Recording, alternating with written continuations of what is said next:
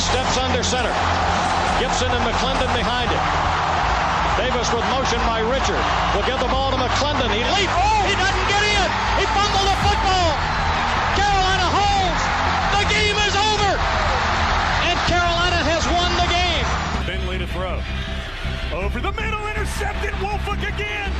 Wolford the other way at the 30, the 40. Wolford to midfield. Miles Wolford with the pick. The heels on the doorstep of an enormous victory. Left side of the line. Hood standing to Williams' right. Williams gonna throw. One-on-one. Davis has it. Touchdown. Carolina wins. Carolina is the Coastal Division champion. Bernard fields it at the 26. Heading to the far side. Gio at the 35. Gio is at the 50. No, he's not. Yes, he is. Gio is going to take it for a touchdown. Are you kidding me? Connor Barth for the possible win. Snap, spot, kick away, high enough, long enough. It's good! It's good! Carolina has won the game on a 42-yard field goal by freshman Connor Barth. Good gosh, dirty! This is the Heel Tough Blog Podcast. Hey guys, and welcome into another edition of the Heel Tough Blog Podcast. It's Anthony Pagnotta with you as always, of course. And today we welcome back Josh Marlowe. He is here to talk about a huge day around Tar Heel football. The Tar Heels, of course, diving into training camp. We're going to ask him about one of the guys on the roster that's probably the most intriguing prospect on this 2020 roster in terms of the guys that will be in fall camp competing for spots. But first, we want to look at the schedule that was released earlier today. 9 a.m. this morning, the ACC released everybody's full schedule for the 2020 season. Of course, the readjusted schedule that they were previewing last week. Now we have some dates and times in place, so we will take a look at that. But first of all, buddy, how you been doing? I know it's been a little bit since you've been on the podcast. Hope everything has been going well for you and your family. Yeah, man, doing great. We've gotten back to some sports with the MLB, NBA, NHL returning. Of course, you and I have become big-time NASCAR fans during this COVID-19 year that we're in. But, you know, we're getting closer to what we really want, which is football, college football, the NFL, and just trying to stay optimistic about having the potential to play a season. That's why I take every precaution. The government wants me to do, wear a mask, do whatever, practice social distancing, just so we have college football this fall. So getting ready to have some sort of a normal sports year for sure. Yeah, that's what we're hoping, and the ACC is showing that they're going to do everything possible to try to play this 2020 season in the fall here. They released a Carolina schedule, as I mentioned earlier this morning, so I'm going to read through it real quick, and then we'll go ahead and react to it. But Carolina will open the season at home on September 12th against Syracuse. That was a game that previously wasn't scheduled, but that's how Carolina will start out. They have September 19th, which is on the schedule. Carolina will play that week, but they do not know who their non-conference opponent will be. Them and Clemson, the only ACC teams for this season that do not know who their non-conference opponents are just yet. I would expect that they're going to figure that out sometime in the next couple of days, so we'll probably end up finding that out and completing the schedule here sometime later on this week or this weekend. After that, they do have a bye week before they move back into conference play, where they will take on Boston College on the road, first road matchup of the year on October 3rd. They come back home for the game against Virginia Tech on October 10th. That stays in the same spot that it was out on the schedule for Carolina, still a home game as well, so that's a big break for Carolina. Then they go on the road to Florida State on October 17th. That's a game that was added, will be a tough road test for Carolina. You got NC State at home. That's moved to the middle of the season. That'll now be on October 24th. A previously scheduled bye week for North Carolina now turns into a road game against Virginia on October 31st, so they'll play on Halloween against the Cavaliers. Then the next game they'll play will be another road game, but they'll go just down the block to Duke on November 7th to play the Blue Devils before they come back home for what will be back-to-back home games. Wake Forest will be on November 14th. They'll have a break in between. They'll have an open week before they play on the day they were scheduled to play on the last week of the season. They will play on Black Friday once again. It'll be the second time in 4 years that Carolina will do so, where they will play Notre Dame at home. The season is extended a week, so Carolina will play their final game of the regular season on the road at Miami on December 5th. So, looking at the schedule, you mentioned it a little bit when we were talking earlier before we got on for the show, but you said that you really think that this is a schedule that shapes up pretty well for Carolina to have success. We heard the same thing from Jacob Turner yesterday, but are there any areas on this schedule that maybe you are a little bit concerned about for Carolina? You look at going to Florida State, if for some reason there's fans went on in the stands, is always difficult because that's a tough place to go win a game. But outside of that, maybe you look at the final three games in the year, you got Wake Forest, Notre Dame at home before going to Miami. That's probably your toughest stretch of the year. You get Syracuse at home to start the year, then you get a non-con game, and then you get a bye before you get back in the conference play. I love the fact that Boston College is in October on the road instead of what it's supposed to be in November. You still keep Virginia Tech at home, which in a normal year we thought that would have been a game that would decide who represented the Coastal in the ACC championship. You get State in the middle of the year, so that I guess that helps. Going to Virginia and go to Duke will be tough for their own right, but Carolina should beat both of those. This is a schedule that very lends well for them to compete to get into the ACC championship game. And with Notre Dame being able to compete for that, you get them at home. That also makes it a little bit more easier to pick Carolina to finish in the top two in the ACC. Yeah, I think the biggest thing that we have to realize is that home games and road games this year will be a lot different. There won't be the environments to help you out at home or hurt you when you're on the road. But it's still going to be a lot of travel involved. We don't know exactly, how they're going to go about getting everybody to the stadium and everything like that. Certain games that maybe in the past you wouldn't take buses to will now potentially become games that you will have to drive to in order to try to preserve the quote team bubble, as Matt calls it, around the team. But I think you mentioned that stretch at the end of the season. I think Wake Forest is definitely an interesting team. I think a lot of people have kind of counted them out here this offseason. A lot of people have said, well, look, they lose starting quarterback Jamie Newman. They've lost a lot defensively. That team still has one of the best wide receiving cores in the country. They've got a guy in Sam Hartman who has gotten the job done before for them. Looks like he's going to have pretty much no problem stepping in, taking over that starting quarterback role. So I think you've got that game. Luckily, you get the bye week in between, but so does Notre Dame. So that doesn't really give you any advantage there. And that's probably going to be the game that decides the ACC, in our opinion. That'll probably decide who plays Clemson in the ACC championship game. Barring something shocking, that's the game that I think everybody's going to have circled.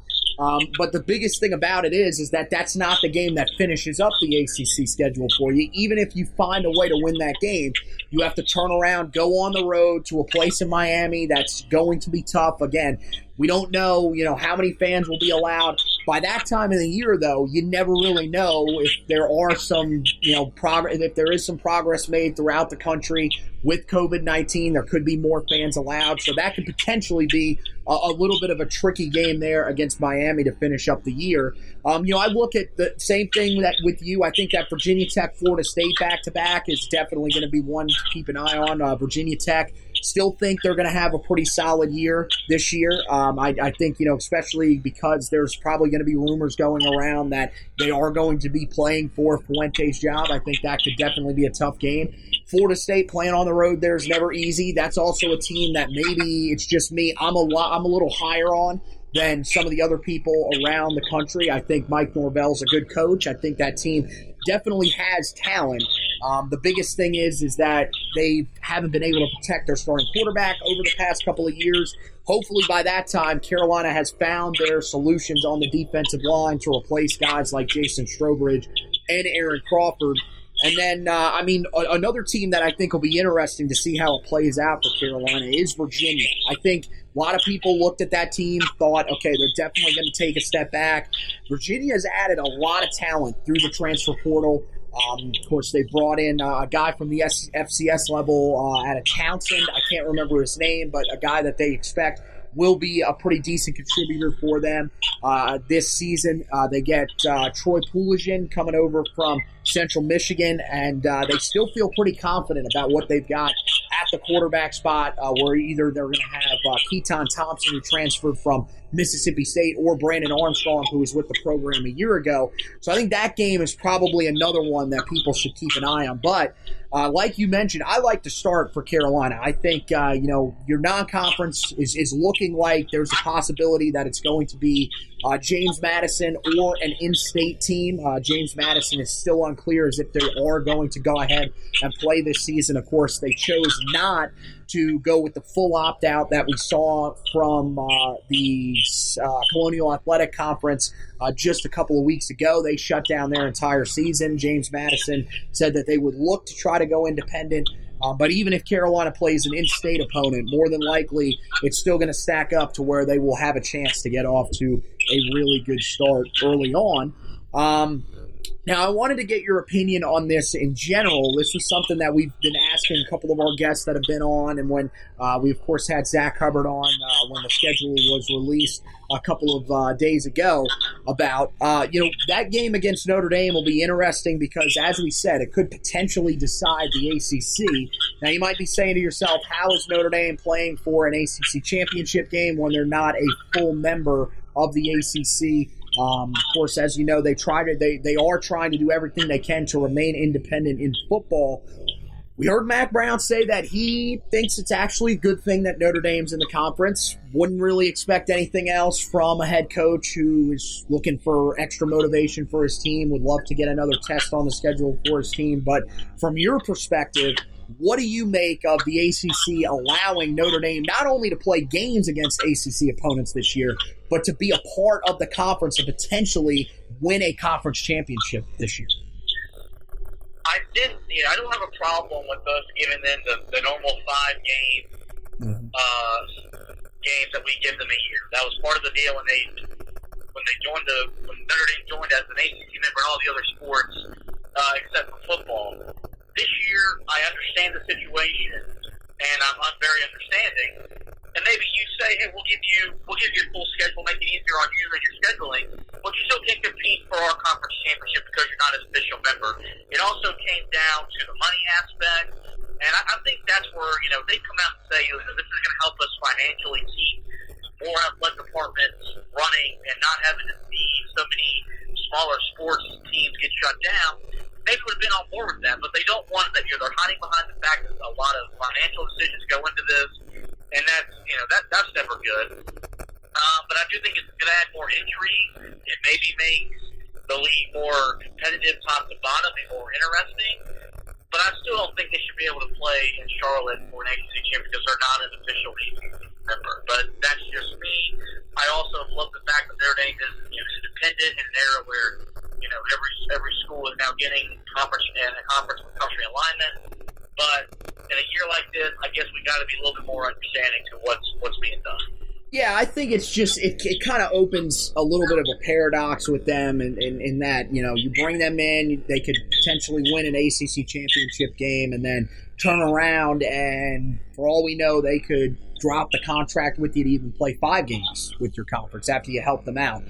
So, I think that's the biggest thing to be concerned about with the move. In terms of, for Carolina, I think, and you can correct me if you think I'm wrong on this, I would say Notre Dame is probably the biggest threat to Carolina in terms of making the ACC championship game. I think that game will decide who plays Clemson, because at this point, with them saying the top 2 teams from the ACC are going to end up making the ACC championship game, I think you probably should lock Clemson in. If there was any concern, with the fact that Justin Ross wasn't going to be able to play this year, they lost a lot on the back end of that defense. There's some talent that they need to replace on the offensive line. I think all of that, I'm not going to say goes out the window. There's still concern, especially on the national level for them. But with the ACC, I think they are probably a lock to be in the ACC championship game. But I think now Carolina's road gets a little bit tougher. If they can beat Notre Dame, that'll be huge. If they can find a way to finish second in this conference, or possibly even first, which I'm not going to say that that's going to happen this year, I think Carolina will that would exceed expectations, because as of right now, I think it's really hard to bet against a Clemson and Notre Dame ACC championship game. But I think Carolina got a really favorable schedule. They miss out on Clemson. They miss out on Louisville, the two best teams that we thought coming into the regular season when it was going to be scheduled the way it was originally scheduled, and you would have the divisions. Those look like the two best teams in the ACC Atlantic. You also avoid Pittsburgh, a team that if you had landed them, especially early on your schedule, would have been a disaster for you, considering that they are probably the best pass rushing team in the ACC, maybe even over Clemson.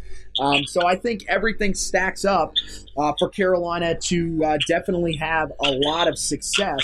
I think the other thing is that when you look at the expectations for this team, where do you kind of set the bar for this team this year now with a little bit of a shorter schedule? You drop some teams, add some teams to it. What would you classify as a successful season for Carolina? I think as long as we enter the Notre Dame game, and basically the parameter is the winner of that game will play in the ACC championship game. That's a successful season, because if you have the divisions, I think you would have thought it's either Carolina or Virginia Tech to go to Charlotte. But you don't have divisions now; it's going off winning percentage and whatnot. So I think as long as they are just in the discussion when they host Notre Dame, that they're still playing for the right to go to Charlotte, that's being successful, because I think that was the expectation this year, was to probably make it to Charlotte. And compete with Clemson, not beat Clemson. I think we're still a year away from being able to say we could probably go toe-to-toe with them in the championship game setting, but at least be there and compete.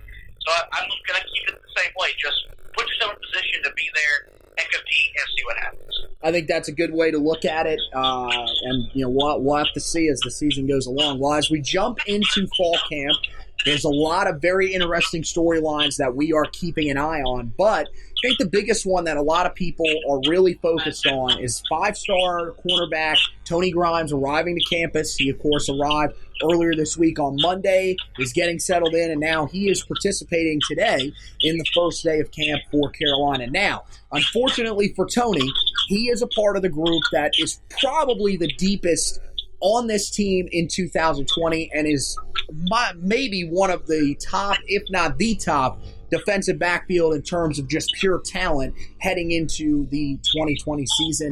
When you look at this defensive backfield, guys that are coming back, of course, you bring back Miles Woolfolk at safety. That won't really affect Tony Grimes. But at corner, you bring back Patrice Rene, who, of course, was one of the best cover corners in the conference back in 2018 before suffering the injury last year that shut down his season. Of course, Trey Morrison is coming back. They're hoping that they can be able to move him back to nickel, which will probably be possible with the fact that you're also bringing back Storm Duck.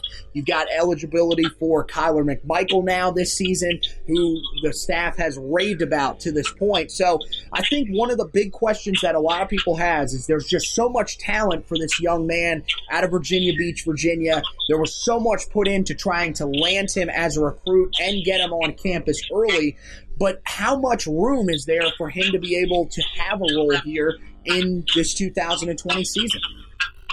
There's definitely not a whole lot of room, but I don't feel like the push would have been made if they didn't think he could contribute in one way or another. And so, it was definitely interesting. It caught me off guard, it caught you off guard. And I know you're way more intertwined with what goes on the recruiting side of things when it comes to Carolina football. Right. But I don't think he makes that decision lightly. I think he makes it thinking he can come in this year despite, as you said, the defensive backfield for Carolina is as deep in the South as it's been in our lifetime watching Carolina football. But I don't think he would have done it if he didn't think he could still come in and help this team win football games. I don't think the coaches would even, supported the idea. Honestly, Right. I think Matt Brown's a guy being like, we don't think that's smart for you right now. You need to come in and join us in 2021. So that's why I'm a little bit more optimistic, because the program's different. Everything about how we're doing things is different. They're not going to let dumb things happen just to let it, just to let it happen. So I think at some point he's going to make a play or a string of plays in a game that we need him to make that we're going to win, and that's when we'll realize that's why he reclassified. That's why he's with us in 2020 instead of waiting until 2021. The defensive backfield is not an area where we really have to worry about depth, but that's been a focus of the staff really since they got there. And now, I think this year more than ever, having proven depth is going to be important, especially out of the gate. Carolina has some guys that have proven depth at certain position groups, defensive backfield. You got some experience on your offensive line. You've got some experience at wide receiver. But the biggest thing is, I think Carolina has to find, some guys that can step up, on the defensive line, have some guys step up at linebacker. And one of the other things, they've got to make sure that whoever they pick at backup quarterback, which many people think it is going to be Jace Ruder, is ready to go for this upcoming season, because there is a possibility that due to an illness or something around COVID-19 or injuries, because guys haven't really been able to train the way they normally would to get their bodies ready for a normal college football season, there could be times where guys are going to have to step up. How important do you think it is, in your mind, for this team to be able to establish depth, especially looking at the schedule that they have to play now, where you'll see physical teams along the way, like Boston College, like Virginia Tech, like Notre Dame and Miami?